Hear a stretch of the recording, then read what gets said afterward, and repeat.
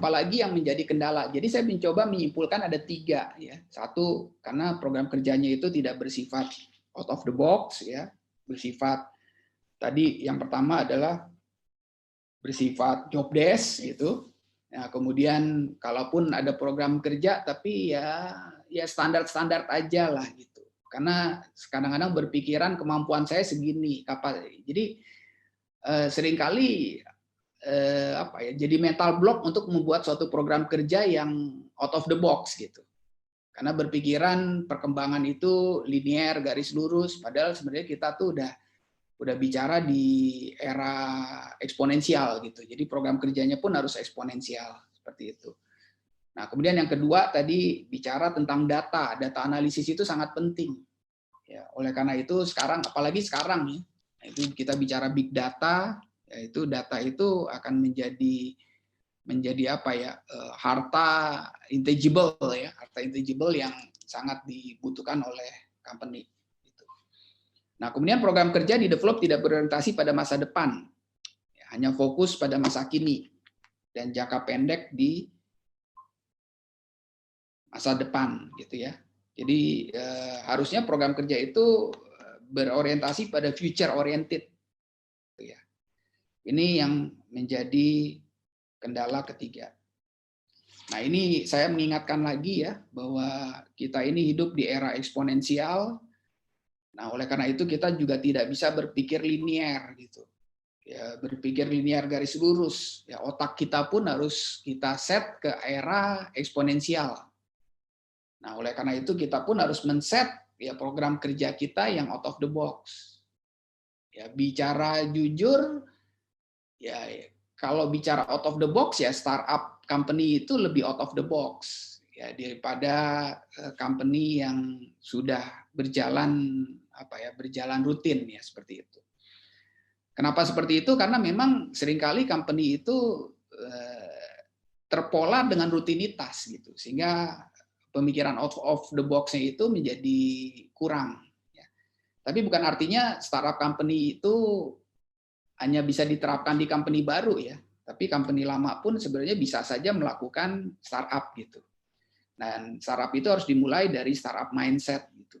Jadi kalau mindsetnya kita berisi mindset garis lurus, ya itu otomatis ya outputnya akan garis lurus. Oleh karena itu kita harus tarik mindset kita pada mindset eksponensial. Jadi ini yang harus menjadi realita yang harus dimasukkan ke dalam mindset kita gitu ya. Bahwa perubahan tuntutan kompetisi itu tidak bergerak secara gradual. Ya, bergerak secara linear, tapi bergerak secara masif eksponensial. Nah, ini yang harus disadari dan harus menjadi mindset. Dan apakah itu mudah? Tentu saja tidak mudah ya. Ya, tentu saja sulit, tapi ya kita harus mulai. Kalau enggak, ya kita akan tergerus gitu. Kemudian gap antara tuntutan kompetisi dan kapasitas perusahaan akan terus membesar dengan percepatan yang brutal dan tinggi. Ya, oleh karena itu, ya program kerja yang benar adalah harus bersifat antisipatif terhadap future, ya, terhadap future opportunity atau future problem. Ya, jadi program kerja itu harus bicara tentang future gitu. Jadi future is today gitu. Jadi pada saat kita menyusun program kerja itu kita harus berpikir kira-kira 3-4 tahun ke depan itu apa sih yang terjadi gitu. Kemudian kita menyusun program kerja untuk mengejar gap gitu. Ya, sehingga company itu siap.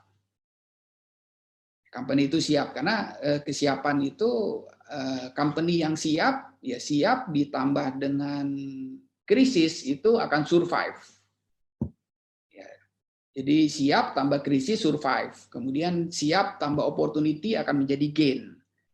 Jadi company itu harusnya tidak berpikir tentang today ya, tapi bicara tentang future gitu. Nah, jadi future itu menjadi target program kerja. Ya, kemudian ya memiliki mentalitas harus bisa mendahului kurva gitu. Ya, sehingga kita harapnya punya program kerja itu yang kalau bisa mendahului kurva gitu. Atau ya jika perlu kita menciptakan tren baru gitu. Ya. Semua yang kita rasakan saat ini ya handphone segala macam itu adalah berasal dari apa? Dari orang yang tidak berpikiran tidak bisa gitu. Dari orang-orang gila yang berpikiran, atau dari film-film ya. Ya mungkin ya waktu saya masih muda gitu ya. Ya sekarang juga masih muda sih sebenarnya gitu ya. Itu banyak film-film fiksi gitu, seolah-olah fiksi gitu ya. Fiksi tentang masa depan, tapi ternyata sekarang terjadi gitu. Nah, orang-orang gila itulah yang merubah dunia gitu. Seperti itu, dan kita pun harus ikut gila gitu ya. Ya, kalau kita ingin survive di masa depan. Itu yang harus menjadi basic mindset. Nah, cuman seringkali begini, terjadi false signal. Ya, false, jadi kesalahan signal yang keliru gitu ya. Nah, kadang-kadang sebenarnya kita itu seharusnya berbicara tentang future. Nah, cuman seringkali ketika kita bicara tentang future, itu sering dipahami sebagai pemborosan, ya, kemubaziran gitu ya. Ya, artinya kita kan menyiapkan yang memang saat ini mungkin belum dibutuhkan. Sehingga akhirnya kalau kita berpikir secara accounting, itu akan terjadi biaya yang besar gitu. Biaya yang besar, cost ya. Sehingga mengakibatkan menurunkan profit dan seterusnya. Nah, ini pola pikirnya menjadi keliru gitu. Akhirnya ya kita pun tidak melakukan investasi buat masa depan gitu. Kita hanya berpikir today gitu. Pikirannya masih di accounting gitu, atau karena accounting itu bicara kan apa ya, profit loss ya, bicara tradisional accounting gitu. Jadi pola pikir yang benar itu adalah persiapan untuk masa depan. Tadi saya bicara kita harus prepare, ya prepare untuk kita di masa depan. Ya, jadi preparedness gitu ya, future oriented. Nah, tadi saya bilang bahwa readiness atau kesiapan itu ditambah future problem, perusahaan itu akan survive gitu. Dia akan hanya company-company yang tidak siap yang akan mati. Nah, saya ditanya waktu itu kan, wah ini krisis gimana nih gitu. Krisis buat company-company yang siap itu bagus. Ya saya ulangi ya, krisis buat company-company yang siap itu bagus gitu. Kenapa? Karena company yang tidak siap akan mati. Nah, pada saat ekonominya membaik, ya company yang siap ini akan gain gitu. Karena pasarnya itu tetap ada, ya pasarnya akan kembali, pasar akan kembali. Ya, sejarah itu menceritakan bahwa pasar itu pasti akan kembali. Nah, tapi company-company yang tidak survive itu akan mati gitu. Sehingga pada saat itu terjadi, nah company-company yang survive itu akan menikmati pasar yang lebih besar, artinya karena pesaingnya sebagian sudah tersaring tergerus oleh kompetisi, tergerus oleh krisis gitu ya, seperti itu. Jadi krisis itu is good ya, krisis itu is good for good company lah ya. Ya, tapi kalau buat company-company yang tidak siap itu menjadi problem. Nah, kemudian kembali lagi tentang future opportunities gitu. Nah, bagaimana kita bisa dapetin opportunity tersebut kalau kita tidak siap? Ya, kalau kita tidak siap, akhirnya opportunity itu menjadi apa ya? Menjadi apa? Menjadi dreams kita gitu ya. Atau seringkali terlambat gitu ya. Begitu opportunity datang, baru kita prepare.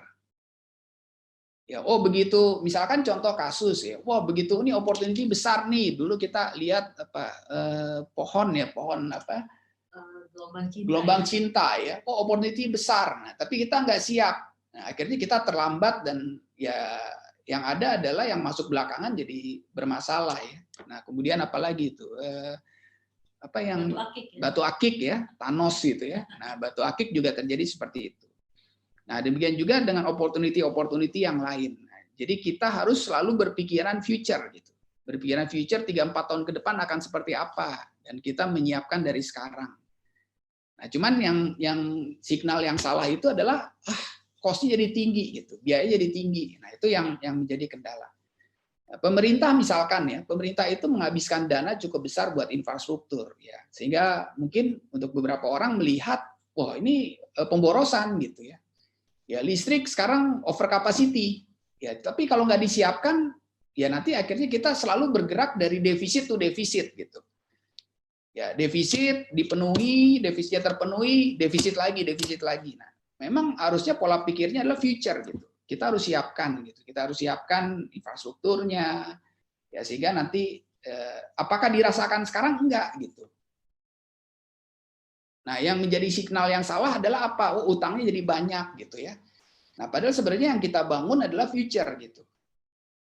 Ya, kalau kita nggak bangun sekarang ya nanti kita akan lost opportunity gitu.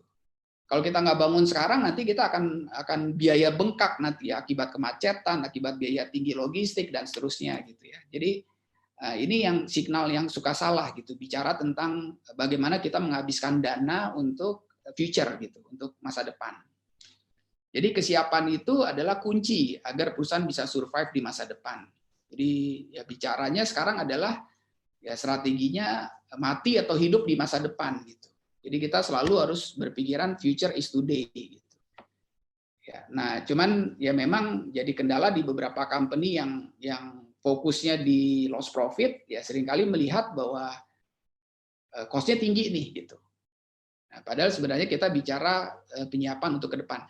Sejauh kita punya data, sejauh kita punya analisis yang benar tentang masa depan, kemudian kita punya biaya investasi ya untuk ke arah sana, itu is fine gitu, is good, is sangat baik untuk company gitu. Ya karena kalau kan nanti terlambat gitu. Jadi bicara tentang readiness ya, di mana kita harus menyiapkan company kita untuk menjadi lebih siap di masa depan. Future is today. Itu yang harus menjadi orientasi berpikir kita. Oke, ini adalah resumenya ya. Bahwa kenapa kebanyakan program kerja di perusahaan itu gagal? Ya satu, ya karena yang simpel ya, hal yang paling basic itu adalah program kerjanya bersifat job desk gitu, rutinitas. Nah, kalau program kerja rekan-rekan, teman-teman, Bapak Ibu gitu ya, program kerjanya sifatnya job desk, ya itu bisa dipastikan ya targetnya tidak akan tercapai. Kalaupun tercapai, itu namanya tercapai by accident. Kemudian tadi juga dijelaskan bahwa kita ini hidup di zaman eksponensial, oleh karena itu program kerja kita pun harus eksponensial gitu. Tidak bisa program kerjanya bersifat linier gitu. Ya, kemudian yang kedua, program kerja didevelop tidak berbasis data, ya lebih kuat pada opini. Ya, pengalaman senior manajemen yang sering dianggap sebagai expert judgment. Nah, sebenarnya bicara tentang expert judgment ini ada jurnalnya yang bicara tentang expert judgment gitu ya. Jadi ada penelitian yang pernah dilakukan ya mengenai expert judgment tersebut gitu. Di mana seharusnya program kerja itu dibangun berdasarkan data. Nah, Bihanes ya dari pengalaman saya itu data analisis masih lemah gitu. Di kita tuh data analisis masih lemah. Dan ini bukan pendapat saya saja, ya survei yang saya lakukan di banyak tempat juga ternyata seperti itu. Ya termaksud survei yang dilakukan oleh kami sebelum seminar ya. Nanti kita lihat hasilnya. Kemudian program kerja ini tidak berorientasi masa depan, hanya fokus pada masa kini. Ya, jadi seharusnya program kerja itu harus future oriented gitu. Jadi waktu menyusun program kerja ya kita ya kalau bicara SWOT gitu ya, SWOT itu ya SWOT itu suatu tools yang bagus gitu, bagus banget gitu. Tapi SWOT-nya itu kita harus rubah tidak terhadap today ya, tapi terhadap future. Ya, oleh karena itu saya menyatakannya adalah FSWOT ya, Future SWOT Analysis. Jadi pada saat kita melakukan SWOT, ya kita coba setting kira-kira future akan terjadi seperti apa, ya kemudian kita lihat gap-nya dan kita menyusun program kerja ke arah situ. Dan hati-hati pada saat kita menyusun program kerja ini untuk future itu sering terjadi false signal gitu ya. Jadi signal yang salah ya dianggap bahwa ini pemborosan, ya akan terjadi idle padahal kita mempersiapkan untuk kapasitas masa depan gitu.